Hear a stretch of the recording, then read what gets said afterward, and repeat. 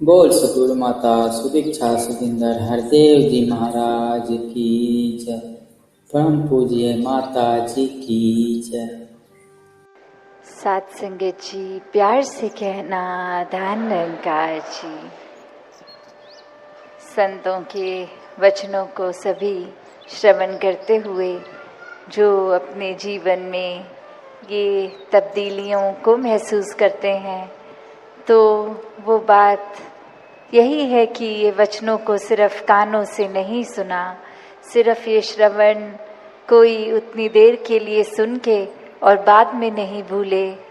ये जीवन में सभी ने अपनाकर ये शिक्षाओं को, ये तरीकों को अपनाया और आगे बढ़ने की ये प्रेरणा भी कि कैसे अपने जीवन में हर पल ये चलते ही जाना है। ये एक स्टैटिक, एक अपनी जगह थम के ये जीवन नहीं जिया जा सकता, और कैसे ये स्थिर जीवन होते हुए भी ये जो मूवमेंट की बात, कि ये चलते रहने की बात, वो बात यही कि इस निराकार, इस दातार को जीवन में बसाना होगा।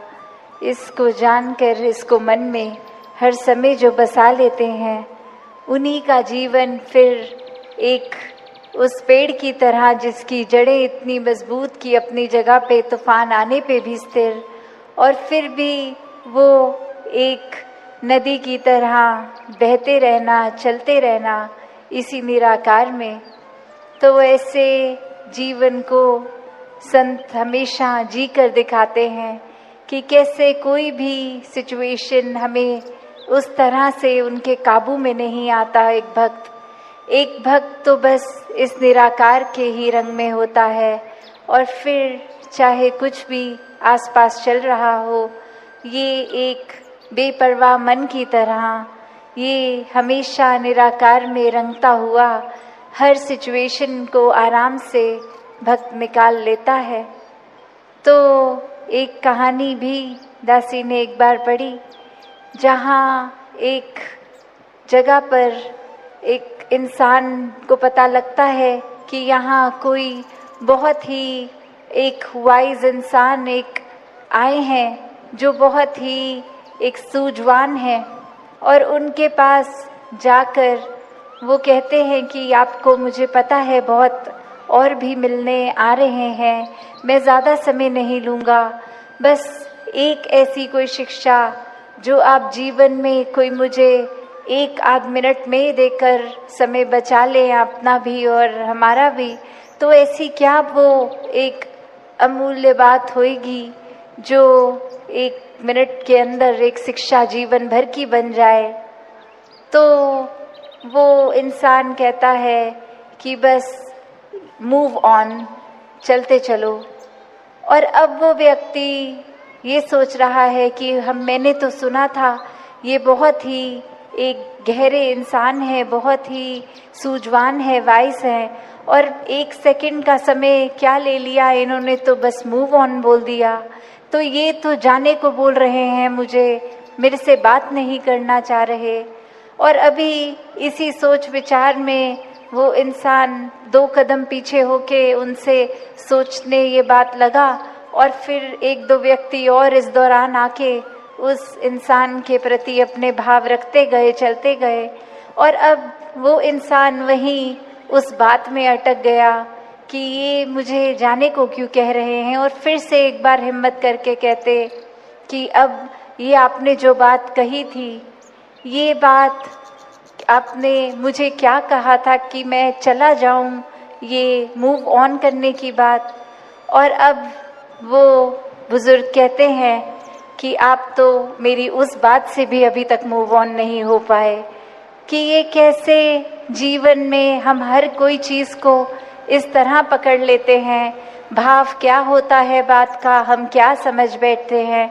वो इंसान तो बस यही समझा रहे थे कि अगर आप जीवन में कोई 1 आध मिनट में बात समझना चाहते हैं तो ये है कि अपने मन को एक कीचड़ जैसा, दलदल जैसा ना बनाएं कि बस एक जगह पड़े पड़े उसको, उसके अंदर खराबी आती जाए। एक स्वच्छ रहें, बहते चलें, एक दिमाग को छोटे दायरे में, दिल को छोटे दायरे में ना बांध के रखें, बहते चले जाएं।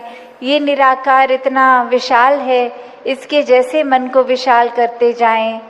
और समझने वाले ने बात क्या समझी कि ये तो बहुत रूड हो रहे हैं, ये तो बिल्कुल मेरे को आगे बढ़ने को ही बोल दिया, बात क्या पूछ ली इनसे, ये तो बहुत अपने आप को पता नहीं क्या समझते हैं, एक सीधे मुंह बात भी नहीं कर रहे, बस दफा होने को बोल दिया। तो बात वही, अक्सर कोई इंसान क्या बात बोलता है, हम क्या समझते हैं, हम उसको सच मान के और फिर पकड़ के बैठ जाते हैं कि उस इंसान ने ये शब्द बोला था, चाहे वो शब्द किस भाव में बोला हो। उस इंसान ने एक मुझसे 2 मिनट पहले इंसान ने अगर कुछ किया, उसको तो बोल दिया कि रुक जाओ और मुझे बोल दिया कि चलते बनो। तो बात क्या है, जो बात उस इंसान के हिसाब से उसके हित में है उसको बोली जा रही है, जो दूसरे के हिसाब से है उसको। तो ये कंपैरिजन्स, ये तुलना जीवन में अक्सर हर दिन ही कहीं ना कहीं दिमाग में आ जाती हैं।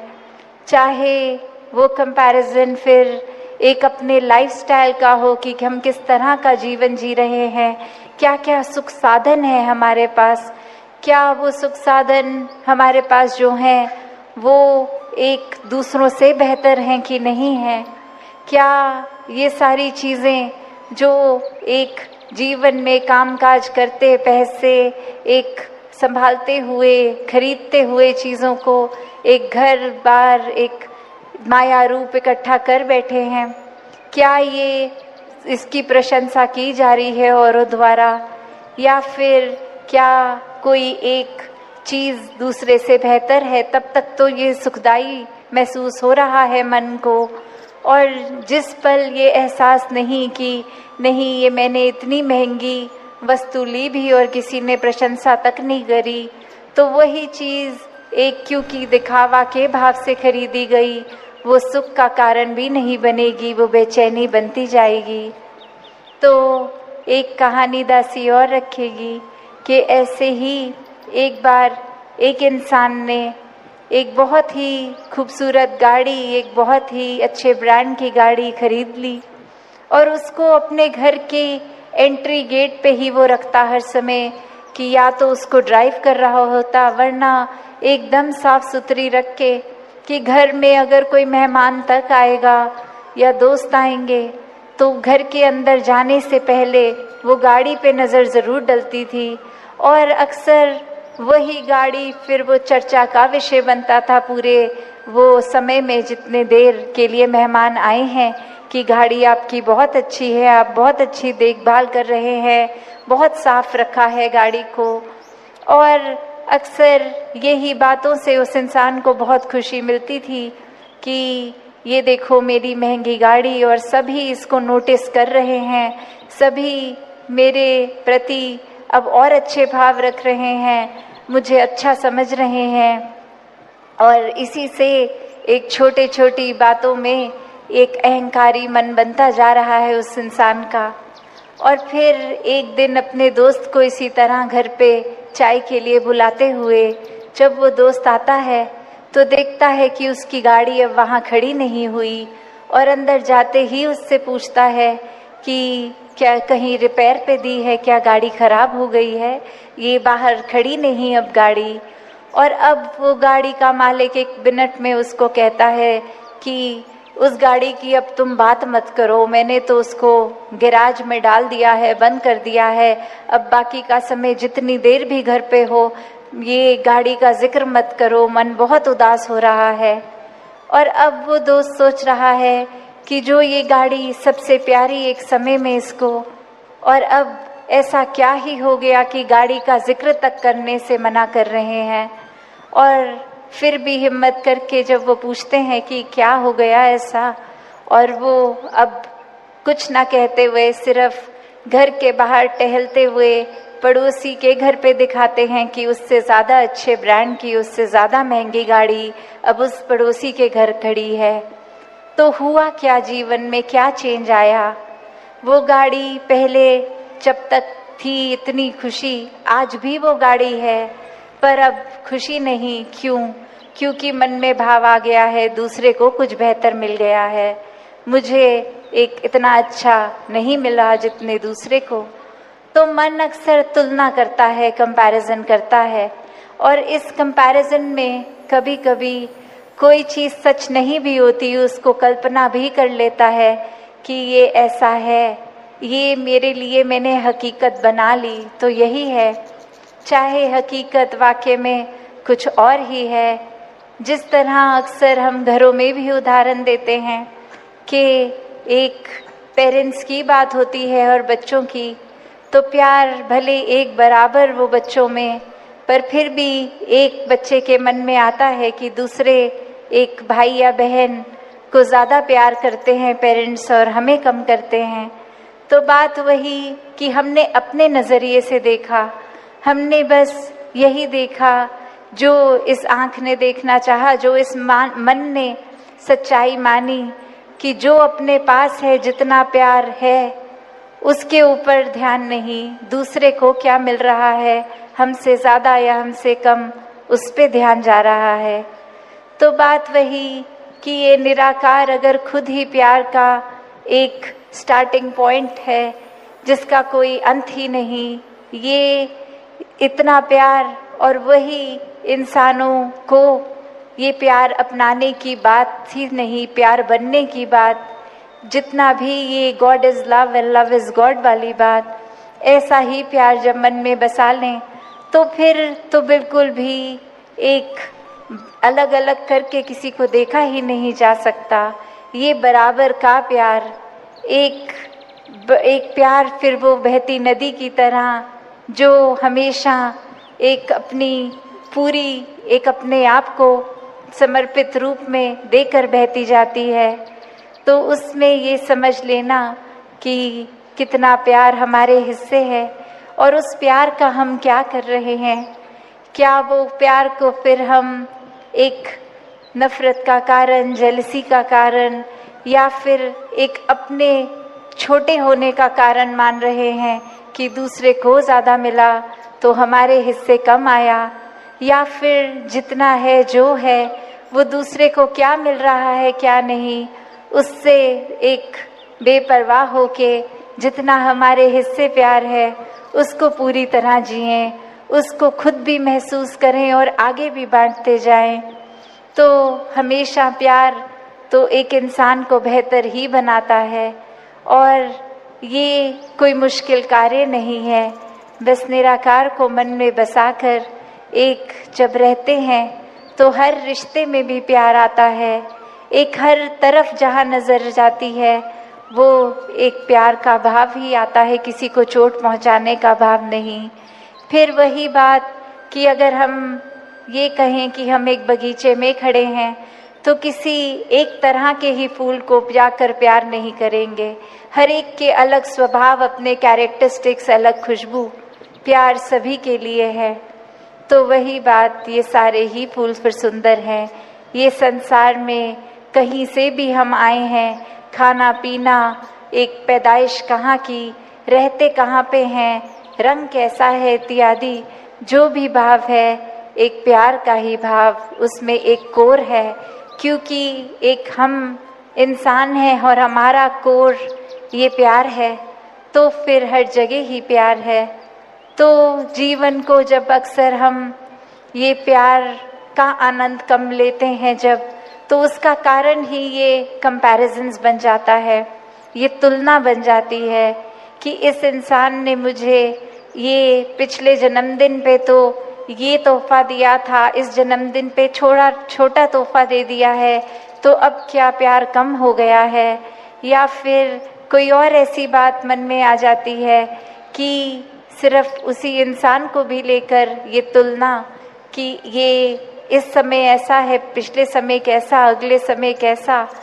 तो बात वही कि जितना हम अपना मन छोटा करते जाएंगे उतना ही कम प्यार हमें महसूस होगा।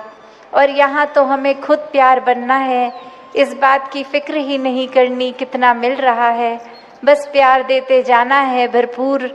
हमारे अंदर इस निरंकार का वास है तो प्यार भी भरपूर है, ये कभी ख़त्म नहीं होता। और अक्सर जैसे सद्गुरु बाबा हरदेव सिंह जी महाराज की भी बात हम वो सुनते थे कि ये ही बात दोहराते थे विचारों में भी कि सिर्फ प्यार एक ऐसी चीज़ है जिसकी कभी एक एक्सट्रीम नहीं होता, उसकी कोई लिमिट नहीं होती। जैसे हम अगर कोई बात करते हैं कि हर कोई चीज़ की अति हो जाती है तो नुकसान देती है, पर सिर्फ प्यार एक ऐसी चीज़ है, कितनी भी अति उसकी आप लिमिट पे पहुंचते जाओ वो अपना दायरा और बड़ा हो जाता है, उसकी कभी कोई एक सीमा नहीं है। और जहाँ लग रहा है कि किसी को हम इतना प्यार दे रहे हैं फिर भी उनका स्वभाव हमारे प्रति ठीक नहीं हो रहा, वो एक किसी ना किसी रूप में एक दर्द, एक हर्ट बन रहा है, तो उस समय भी ये प्यार को नहीं छोड़ना। और यही बाबा जी समझाते थे कि फिर उस समय तो ये प्यार की डोज को, ये प्यार रूपी दवाई की डोज, इसको और बढ़ाना है, इसको डबल द डोज करना है। तो कभी इस चीज़ से अपने मन को पीछे नहीं करना, अपने कर्मों को, अपने भावों को, कि दूसरा इंसान अगर प्यार रिसीव नहीं कर पा रहा उस तरह तो भी हमारा क्या काम है, हमने तो प्यार देना है। और अगर उस इंसान को किसी एक तरह से वो रिसीव नहीं हो रहा तो भले तरीका बदल लें, पर प्यार का भाव, ये मूल गुण, ये ना बदला जाए। ये प्यार तो हर एक को, हर एक के लिए, ये जो अक्सर इतनी बार जिक्र हो चुका है, ये प्यार के पुल बनाने वाली बात, दिल से दिल जोड़ने वाली बात, कि अक्सर वो इतना सुनने के बाद इम्पोर्टेंट नहीं लगती, पर ये भाव जब देखे जाएं कि प्यार का मूल गुण ही प्यार है। और ये अक्सर तभी किसी को भी बोलो कि प्यार को डिफाइन करें तो हर एक की परिभाषा अलग होगी, पर भाव हर एक का वही होगा। ये समर्पित रूप, मनों से मनों को जोड़ना, एक प्यार हर तरफ बांटना, तो ऐसा ही जीवन प्यार वाला हर एक के जीवन में आए। और इस प्यार के भाव को इस तरह एक प्योर, एक शुद्ध रखा जाए कि उसमें फिर कोई एक पोल्यूशन की बात ना हो, ये कोई कैलकुलेटिव ना बन जाए कि इसको दायरे में बांटा जाए। तो बात वही कि ये असीमित प्यार, ये अनकंडीशनल लव, जिस तरह ये निराकार हमारे साथ करता है, वैसा ही हमें अपने साथ भी और हर एक के साथ ऐसा ही व्यवहार रखना है। ये विनम्रता, ये सॉफ्टनेस, ये कोमलता, ये सारे ही मानवीय गुण खुद ब खुद फिर साथ बहेंगे। फिर ये कैसे गो विद द फ्लो, ये मूव ऑन वाली बात भी, कि फिर ये बहता ही रहेगा, ये कहीं एक जगह अटक के नहीं, एक दिमाग भी, दिल भी रहेगा। कोई बात होगी उसको हम अक्सर एक यही देखेंगे कि इसमें कितना अच्छा हमें मिला है, इस दातार ने कितना दिया है, उस भाव को पकड़ा जाएगा। उस तरफ नज़र भी नहीं जाएगी कि क्या हमारे हिस्से नहीं आया या क्या किसी और के हिस्से आ गया है। तो खुद पे केंद्रित होके, एक जहाँ ये तन भी हमारा इस निराकार ने देना है और दिया है, और पहले प्रण में भी हमने तन मन धन जब इस निरंकार को समर्पित किया कि तुम्हारी ही दाता है निराकार, हम सिर्फ कस्टोडियंस बन के इसका ध्यान रखेंगे। तो फिर ये ध्यान भी रखना है, ये तन को भी स्वस्थ रखने का पूरा प्रयास, और मन को भी फिर एक भुजने नहीं देना, एक मन को भी निंदा नफरत की ओर नहीं लेके जाना। इस मन को हर समय फिर ये नहीं दिमाग में डाल लेना कि ये मन के भाव इस तरह हो जाएं कि अब जीवन में खुशी की कहीं पे भी वो दृष्टि नहीं पड़ रही, खुशी एहसास की तरह नहीं आ रही। तो वो बात वही कि जो एक रिस्पॉन्सिबिलिटी इस निरंकार में जीवन में, जहाँ एक स्पिरिचुअलिटी की तरफ एक अपनी रूह की असली पहचान, ये आत्मा परमात्मा का मेल, ये ब्रह्म ज्ञान तो दिया है, वहीं निराकार ने ये तन मन और ये धन रूप जो भी माया का, ये सब भी हमने इसका बहुत ध्यान रखना है हर एक का सदुपयोग ही हो। ये रूप, चाहे अगर हम ये बात बोल रहे हैं मंगलाचरण में, धुनी में कि ये तेरा रूप है संसार, तो ये रूप तो माया में भी है, माया में भी फिर निराकार है। तो कैसे इस माया में से निराकार भी छांटा जा सकता है? और जो जो हर समय के नज़रिया दृष्टिकोण जिनका इस निराकार में होगा, वो तो कण कण से शिक्षा लेंगे ही, कण कण में इस निराकार को तो देखेंगे ही, और ऐसे ही अपने जीवन को संवारते जाएंगे।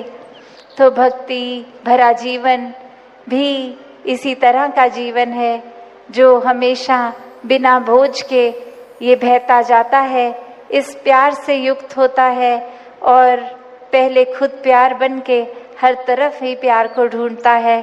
फिर चाहे कितनी भी नेगेटिविटी आए जीवन में, उसको एक ऐसा नज़रिया बना के ये प्यार को ही स्ट्रेंथ बनाता है कि फिर कोई और चीज़ का असर ही नहीं हो पाता। फिर ये एक दुख और सुख की अवस्था से ऊपर का जीवन, आनंद का जीवन, एक भक्ति का जीवन, विश्वास का जीवन, सुकून का जीवन, स्थिर जीवन, ऐसा ही जीवन बन जाता है।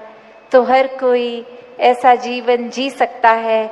हर एक को इस परमात्मा ने एक कैपेबिलिटी दी है, ये कैपेसिटी दी है कि किसी भी सिचुएशन में से क्या छांटना है वो छांटा जाए।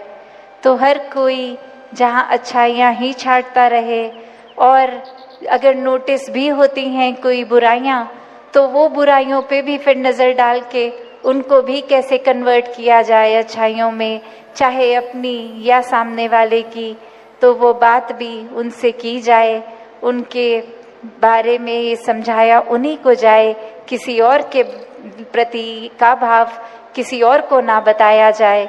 तो बात वही, एक भलाई का भाव मन में भक्तों के होता है, और ऐसा ही भलाई का भाव हर कोई रखता चला जाए, प्यार से युक्त होकर, एक pure form of unconditional love बनकर ऐसा ही सबको किया जाए। साथ संगत जी, धन निरंकार जी। बोल सतगुरु माता सुदीक्षा सुखिंदर हरदेव जी महाराज की जय। परम पूज्य माता जी की जय। तू ही निरंकार, तू ही निरंकार, मैं तेरी शरण हाँ, मैनू बख्श लो। तू ही निरंकार, तू ही निरंकार, मैं तेरी शरण हाँ, मैनू बख्श लो। बोल सतगुरु माता सुदीक्षा सुखिंदर हरदेव जी महाराज की जय। परम पूज्य माता जी की जय।